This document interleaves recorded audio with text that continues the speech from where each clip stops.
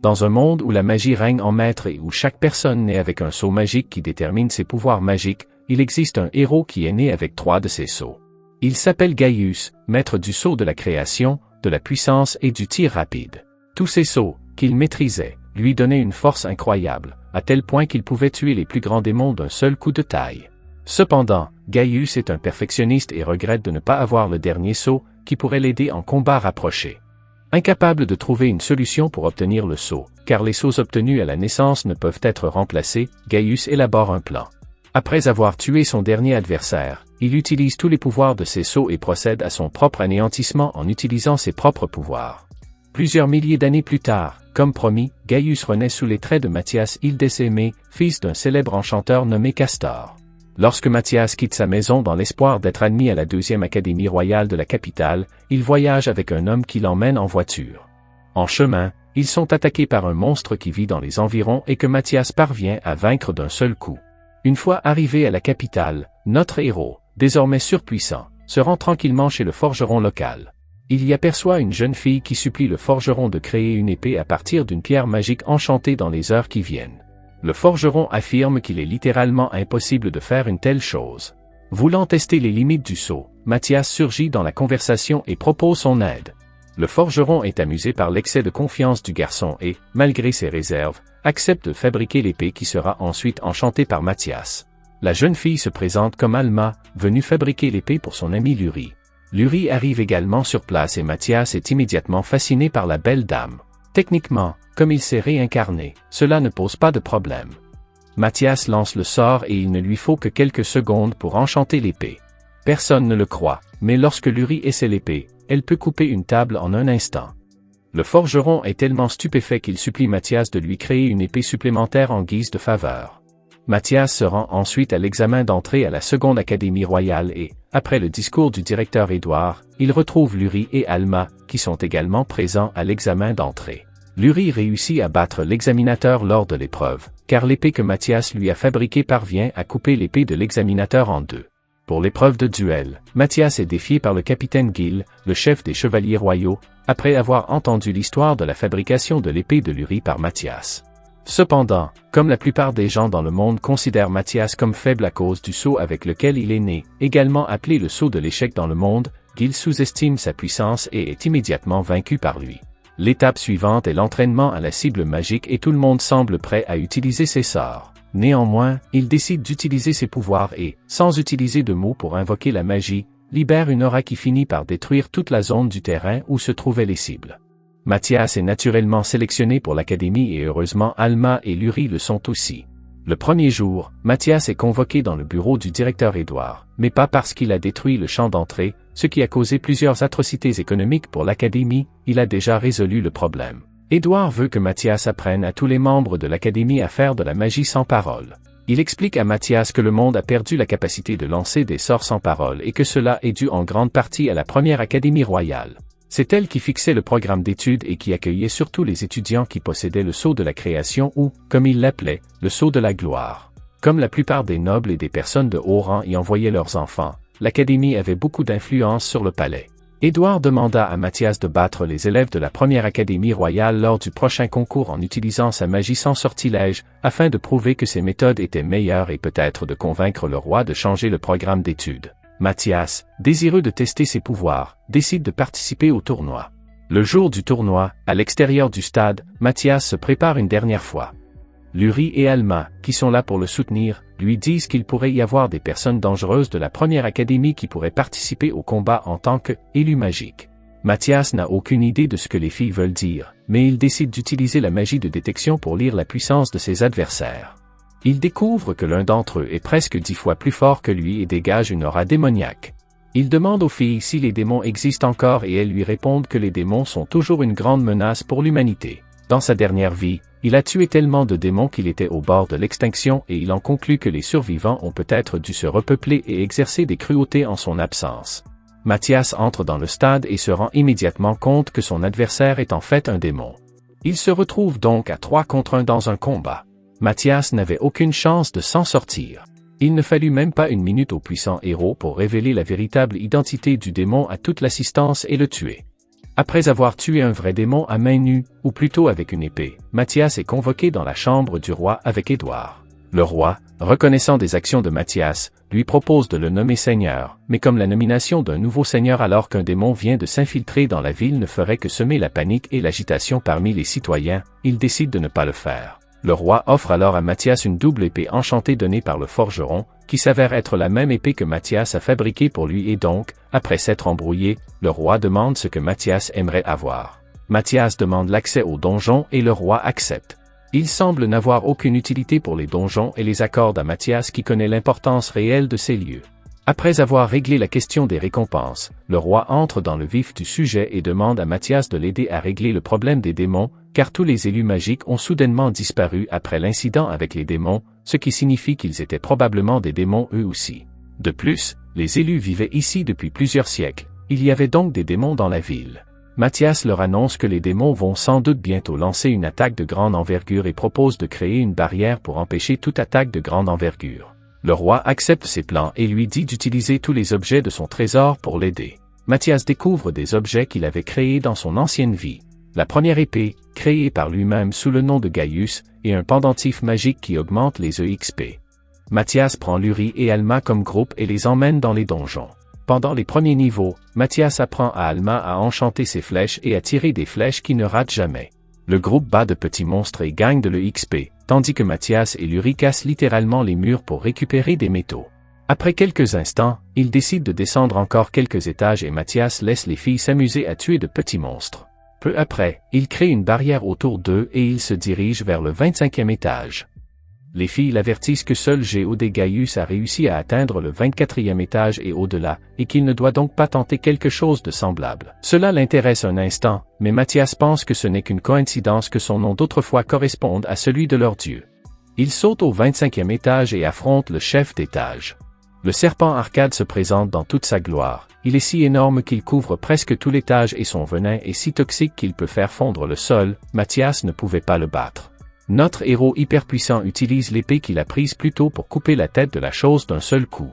Les filles sont très effrayées par ce que Mathias a apporté avec lui, mais à ce stade, elles savent qu'elles ne peuvent pas être surprises par la puissance de Mathias, qui a vaincu un démon sous leurs yeux. Les trois portent alors leur tête à la guilde voisine. Celle-ci fait faillite après les avoir payés 750 or pour avoir tué le boss du donjon. Mathias révèle également une énorme pierre magique obtenue en battant les serpents. Alors qu'ils quittent tous les trois la guilde, Mathias réalise soudain que deux démons attendent pour attaquer la ville. Il demande aux filles de distraire le démon le plus faible pendant qu'il affronte le plus fort de front. Le démon regarde les filles lui lancer des flèches et des sorts pour le ralentir. Le démon le plus faible s'en prend aux filles tandis que le plus fort affronte Mathias, comme il l'avait prévu. Mais Mathias se rend compte que le démon est plus puissant qu'il ne l'avait imaginé, plus puissant que le démon qu'il a déjà affronté. Notre héros, trop puissant, parvient non seulement à terrasser le démon, mais aussi à l'empêcher de s'échapper, en le piégeant dans un sortilège. En utilisant l'énergie du démon, il parvient à le tuer. L'autre démon, plus faible, tente lui aussi de s'échapper, mais Mathias lui coupe les deux ailes et le frappe à mort. Il n'y a pas moyen de le battre. Au palais, le roi remercie à nouveau Mathias pour sa bravoure au combat. Cette fois, les deux jeunes filles ont également l'occasion de demander une récompense et s'empressent de demander de l'argent au roi. Alors qu'ils discutent, Mathias s'aperçoit soudain que quelqu'un écoute leur conversation. Il s'empresse d'interrompre la connexion. Le roi reconnaît que la voix est celle de l'ancien capitaine des chevaliers qui s'est enfui plus tôt. Mathias le localise à environ 2000 km et, avec la technologie médiévale dont il dispose, il faudrait plus d'1 an pour s'y rendre. Mathias pourrait utiliser un sort de téléportation, mais il en est incapable dans son état actuel. Même un homme littéralement doté de pouvoirs divins a besoin d'une pause de temps en temps. Mathias emmène Luri et Alma dans les montagnes et les présente à Iris, le dragon des ténèbres. Au début, Iris ne reconnaît pas Mathias et menace de le tuer, mais dès qu'il dit qu'il est Gaius, elle le supplie de ne pas la tuer. Elle accepte rapidement de les emmener sur le site. Toute la zone semble isolée et le seul démon qui monte la garde est immédiatement tué par Mathias. Grâce au sort de détection, Mathias découvre qu'il reste deux démons et que tous deux utilisaient un sort de dissimulation. Ces faibles sorts n'ont aucun effet sur Mathias, qui repère immédiatement l'emplacement des démons et demande aux filles de commencer à les frapper avec des flèches ralentissantes. Après l'avoir découvert, le démon refuse de reconnaître Mathias comme le vrai Mathias, car il lui faudrait des années pour le rattraper, et il commence à devenir un peu trop arrogant. Lorsque Mathias commence à montrer ses capacités, le démon utilise son pouvoir appelé atrocification, une capacité spéciale que seuls les démons peuvent utiliser et qui a conduit à leur mort, mais qui lui conférait auparavant d'énormes pouvoirs et de la magie. Le démon acquiert soudain des muscles énormes et sa magie devient 100 fois plus puissante, il n'y a plus moyen pour Mathias de le vaincre. Les flèches de tout à l'heure, que le démon avait ignorées, commencent à faire leur effet et Mathias n'a même pas besoin de faire quoi que ce soit. Luri et Alma s'occupent eux-mêmes du démon. Mathias a en fait prévu de vaincre l'autre démon qui se cache dans les brumes.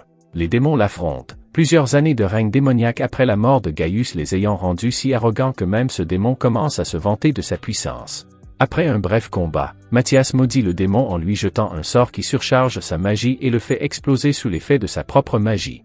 L'explosion met au jour un pilier de la veine du dragon enfoui dans le sol, un cristal géant capable de puiser dans la puissance magique emprisonnée dans la terre. Les démons avaient prévu d'invoquer une armée de monstres à l'extérieur de la ville. Après avoir éliminé les démons, Mathias demande à Iris de se transformer en humaine et de les rejoindre à l'académie, afin de pouvoir les aider à voler quand ils le souhaitent. Iris accepte et se transforme en fille de leur âge. De retour à l'académie, elle doit elle aussi passer l'examen comme les autres, et bien qu'elle échoue littéralement aux épreuves écrites, ses pouvoirs sur le terrain sont trop grands pour être ignorés. Elle peut littéralement détruire tout le terrain pour atteindre quelques cibles. Les préparatifs de la barrière se déroulent lentement, seuls les élèves de la seconde académie travaillant en l'absence de Mathé. Mathias suggère donc à Édouard de recruter également les premiers élèves de l'académie royale. Édouard demande à contre-cœur au roi d'ordonner à la première académie d'offrir son aide. Cependant, le directeur de la première académie royale, Facu, refuse de s'associer à l'académie inférieure. Il pense que la première académie royale est trop cool pour se mêler aux humbles intellos de la deuxième académie royale qui pratiquent la magie sans parole. Mathias suggère astucieusement d'organiser un second concours entre les académies, afin que le vainqueur puisse décider de son prochain plan d'action contre les démons. Le directeur de la première académie royale, trop sûr de lui, accepte que Mathias ne participe pas à la compétition, car il le prend pour un roi des bêtes. Le jour du tournoi, Facu, qui n'a pas honte, amène 50 élèves pour affronter 5 élèves de la deuxième académie, mais il gagne facilement en utilisant le lancer sans parole. Les 50 élèves ne peuvent même pas lancer leur sort et tombent tous au sol. Le roi, qui observait la scène, se rend compte que Facu a forcé ses élèves à ignorer son ordre de passer au lancer sans mots et qu'il continue à les forcer à utiliser la magie chantée. Le roi fait arrêter Facu pour trahison, c'est bien fait pour lui. Les élèves de Facu, qui pour des raisons évidentes ne l'aimaient pas beaucoup, collaborent volontiers avec la seconde académie et apprennent la magie sans parole. Ayant toujours besoin d'une pierre magique beaucoup plus grande pour la barrière, Mathias ramène les filles dans le donjon, cette fois-ci beaucoup plus profond, et grâce à la magie d'Iris, le groupe invoque un dragon. Iris n'arrive toujours pas à contrôler son énorme pouvoir et le dragon qu'elle invoque est d'un niveau supérieur à celui auquel Mathias s'attendait, et il leur a été presque impossible de le vaincre. Bien que Mathias soit frappé de plein fouet par le dragon, il parvient à le vaincre. La pierre magique que le dragon laisse tomber est la quantité exacte dont ils ont besoin pour compléter la barrière et Mathias commence son travail. Alors que Mathias commence à construire la barrière, les démons attaquent. Ils ont fait une entrée parfaite et Mathias est obligé de laisser Luri et Alma prendre le relais pendant qu'ils terminent la construction de la barrière. Tous les autres élèves des deux académies parviennent à stopper les attaques du seul démon qui était arrivé pour l'attaque. Luri et Alma parviennent cependant à l'abattre après qu'il ait été tué par la flèche enchantée tirée par Luri. La horde principale de démons arrive enfin, mais Luri et Alma parviennent à gagner suffisamment de temps pour que Mathias achève la barrière et vienne à leur secours. Cependant, la horde est forte et dépasse Mathias de 200 contre 1. Mathias ne pouvait certainement pas gagner cette bataille, mais notre héros le fait à nouveau. Il n'y a pas de séquence de combat, pas d'action, juste une centaine de corps de démons qui tombent sur le sol, morts. Soudain, une autre horde de démons apparaît à l'extérieur de la ville après que Mathias a activé la barrière, mais elle est vaincue par les élèves grâce à leur nouveau chant sans parole. La seconde horde de monstres plus puissants est vaincue par Mathias et le groupe. Lorsque la menace qui pesait sur la capitale est enfin écartée, Mathias décide qu'il est temps de quitter l'académie. Édouard, qui sait qu'il pourrait apprendre de Mathias au lieu que ce soit lui qui apprenne d'eux, le laisse partir mais le garde sur la liste des étudiants boursiers au cas où les aventures de Mathias lui attireraient des ennuis politiques dont l'académie pourrait le protéger. Alma, Luri et Iris reçoivent également le statut d'étudiante afin de pouvoir l'accompagner dans sa mission. Mathias décide d'aller enquêter sur les veines de dragon et leurs liens avec les démons. Mathias décide d'explorer le donjon de Melkia mais apprend qu'une ville d'aventuriers a été construite au-dessus. Ils peuvent atteindre la ville en quelques jours ou en traversant une forêt. Alma et Luri essaient de convaincre Mathias d'éviter de traverser une forêt pendant le voyage, mais ils éveillent accidentellement la curiosité de Mathias en mentionnant un monstre intelligent qui y vit. Mathias entre dans la première forêt avec son équipe et s'y enfonce seul pour rencontrer le monstre.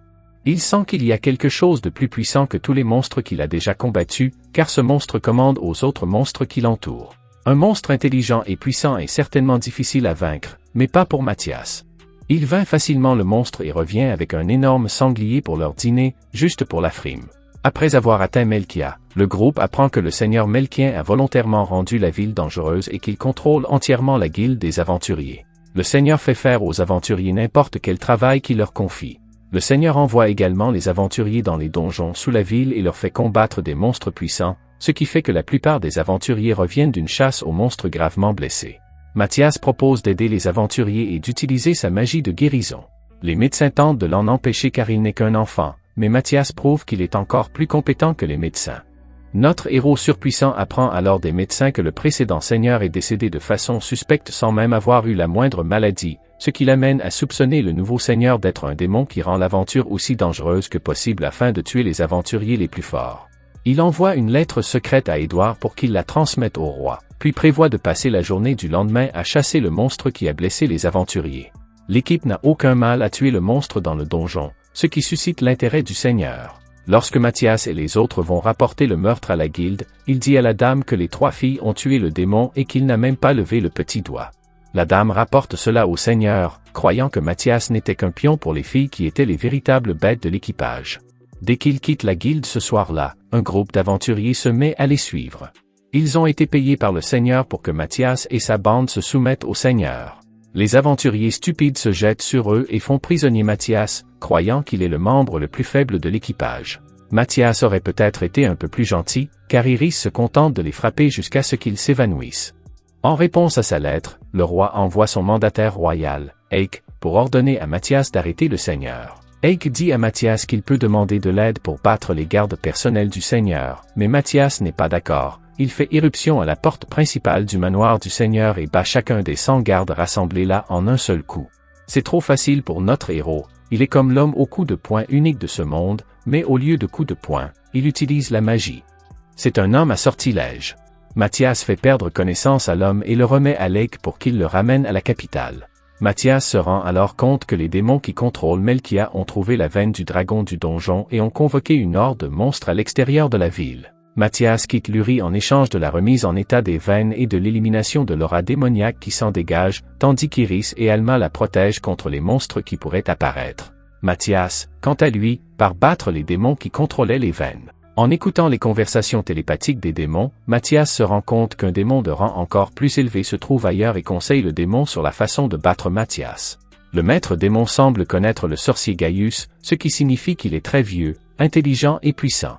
Bien qu'il ne sache pas si Mathias est la réincarnation de Gaius ou non, il guide soigneusement le monstre dans sa lutte contre Mathias. Avec l'aide du maître démon, ce démon semble un peu trop puissant et un peu trop capable de s'occuper de Mathias.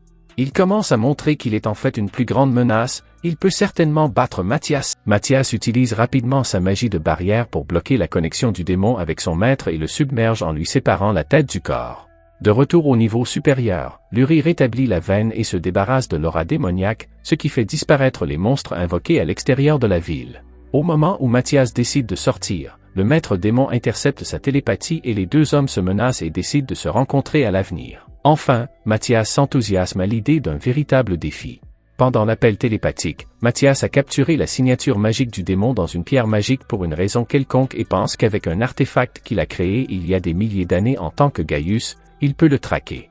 L'appareil se trouverait actuellement de l'autre côté de la frontière, dans l'Alliance Radinia, un groupe de royaumes alliés, et pour franchir la frontière, il a besoin de l'autorisation du roi. Le groupe décide donc de retourner à la capitale pour se reposer et obtenir l'autorisation du roi de voyager.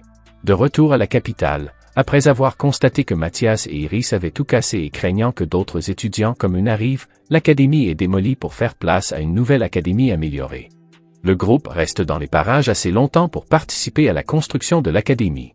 Après avoir reçu l'autorisation de traverser la frontière, Mathias apprend que son appareil se trouve dans la région de Folkia. Cependant, La région de Folkia avait une règle selon laquelle seuls les aventuriers de rang A pouvaient y entrer. Mathias décide donc de passer l'examen de promotion de rang A. Un aventurier, Gilua, de rang S, surgit de nulle part en se vantant de ses compétences et de son implacable volonté de combattre. Il promeut nonchalamment Iris, Luri et Alma, mais insiste pour combattre Mathias, qui est devenu célèbre en tant que tueur de démons. Gilua s'avère être l'adversaire le plus fort que Mathias ait jamais affronté, capable même de copier les mouvements de combat de Mathias. Peut-être que cette fois-ci, Mathias a trouvé son partenaire idéal? Mathias est toujours victorieux. Mathias reconnaît toutefois que le combat contre Gilua a été plus difficile que d'habitude et lui conseille quelques livres à lire pour devenir encore plus fort. En retour, Gilua les informe que Folkia est un endroit dangereux où les aventuriers disparaissent fréquemment et qu'ils doivent donc rester sur leur garde à tout moment. Le groupe continue vers Folkia et sent immédiatement 32 démons déguisés, un type de démon faible en magie et qui préfère se battre en grand groupe. Ces démons sont faiblement perçus, mais ils proviennent de toute la ville, ce qui signifie qu'ils sont dispersés et qu'ils opèrent en groupes importants à l'intérieur même de la ville. Folkia était pleine de démons. Afin d'entrer dans la ville, Mathias découvre un tunnel caché ou plus précisément un tunnel d'égout par lequel ils entrent dans la ville. Ils se rendent immédiatement compte que les citoyens ont tous été hypnotisés pour les maintenir sans esprit.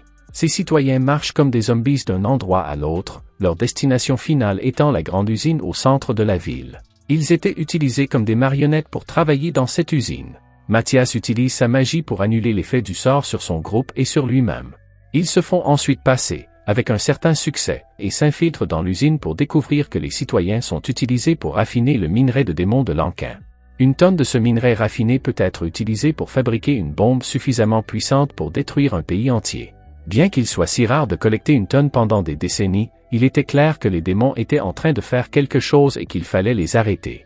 La nuit, Mathias prévoit d'éliminer les démons, mais il est dangereux d'affronter les démons, car ils peuvent utiliser le partage des sens, de sorte qu'une fois qu'un démon est au courant, les 32 autres le sont aussi. Ils attirent tous les démons à proximité de l'usine et commencent à les tuer un par un jusqu'à ce qu'il n'en reste plus que 10.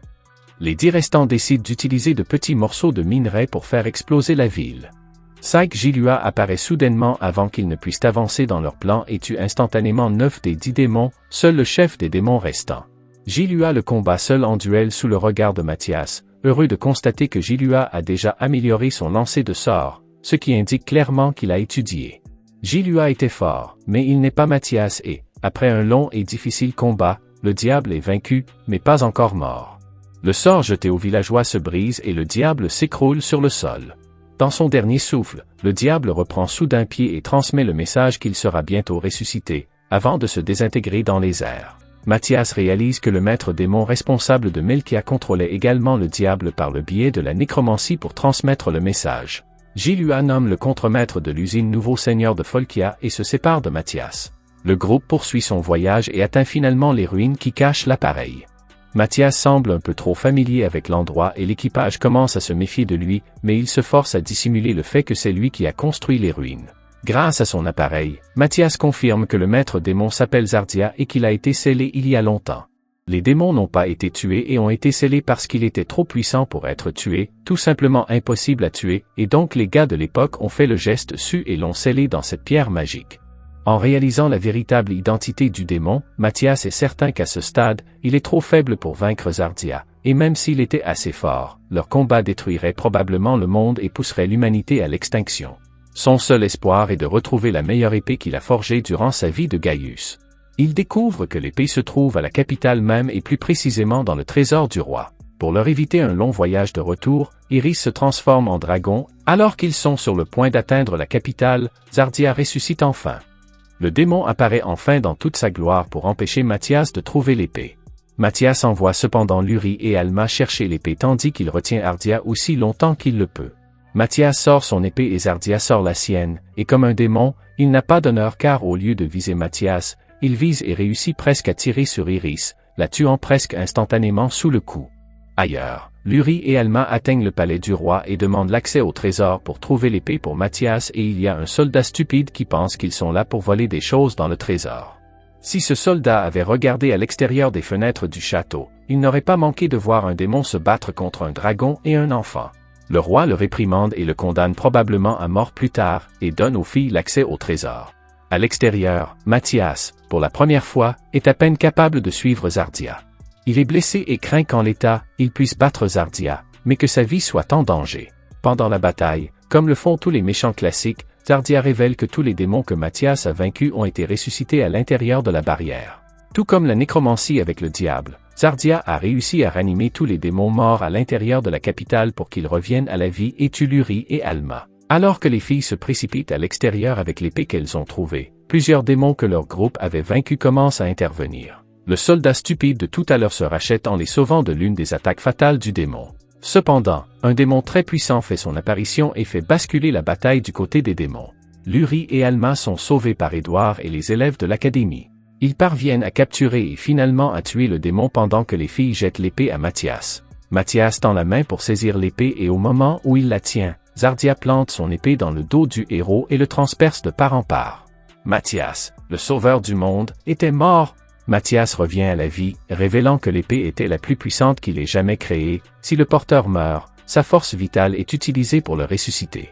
Zardia regarde avec horreur et contemple ses actions pendant les quelques minutes où il reste en vie, car avec son épée, Mathias est impossible à vaincre. Avant de mourir, Zardia prévient Mathias que le cycle va continuer et qu'il ne pourra pas sauver le monde éternellement. Un autre démon remplacera Zardia et personne ne sera là pour sauver l'humanité cette fois-ci. Comme le roi n'offre pas grand-chose d'intéressant à Mathias, il leur donne à nouveau accès au trésor en guise de récompense. Mathias y découvre une flèche en adamantine qu'il avait fabriquée dans sa vie antérieure, mais l'arc correspondant ne semble pas se trouver nulle part. Il retrouve l'arc à la compagnie Isis qui, ne connaissant pas la valeur de l'adamantine, la fait fondre. Mathias est obligé d'acheter toutes leurs ferrailles ainsi que quelques pierres magiques pour les filles, mais cela ne le dérange pas vraiment car il est déjà riche en tuant tous ces monstres dans les donjons de toute façon. Au moment où ils sortent de la boutique, ils sont à nouveau convoqués au palais par Édouard. Au palais, Gil informe Mathias d'un incident au cours duquel l'Empire Siil voisin a été attaqué par une armée de poupées artificielles. Mathias en déduit qu'un démon est peut-être responsable de cet incident et qu'il contrôle peut-être l'Empire Siil. Il décide qu'il vaut mieux que Mathias et son équipe aillent enquêter sur l'incident et, après s'être complètement remis, le groupe décide de partir pour Siil pour leur prochaine aventure. Comme Zardia l'avait prédit, il y aura toujours un autre démon. Mathias sera-t-il jamais battu? Trouvera-t-il un jour un adversaire à sa mesure? Nous le découvrirons lors de la sortie de la saison 2. Abonnez-vous pour plus de vidéos comme celle-ci, activez la notification, et laissez un like pour aider la chaîne. Merci d'avoir regardé.